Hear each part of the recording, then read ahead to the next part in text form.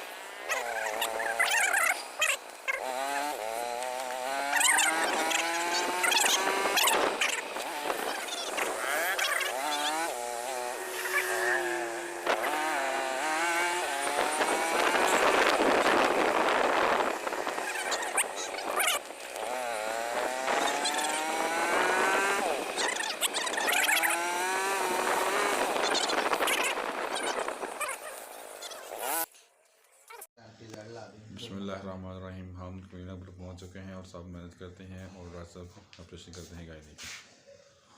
چلیے بعد میں ملتے ہیں۔ بسم اللہ الرحمن الرحیم۔ ہم نے اپنے گائنی کا اپریشن ڈاکٹر صاحب نے کر لیا ہے اور سب مینج کر لیا ہے۔ اللہ کے فضل و کرم سے سب اچھا ہو گیا ہے۔ اگر آپ کو یہ ویڈیو پسند آئے اسے لائک شیئر کمنٹس لازم کریں، اس سے ہماری حوصلہ افزائی ہوتی ہے۔ ملتے ہیں جلد نئی ویڈیو کے ساتھ۔ جہاں رہیں خوش رہیں۔ اللہ آپ کا حامی ناصر ہو۔ اللہ حافظ۔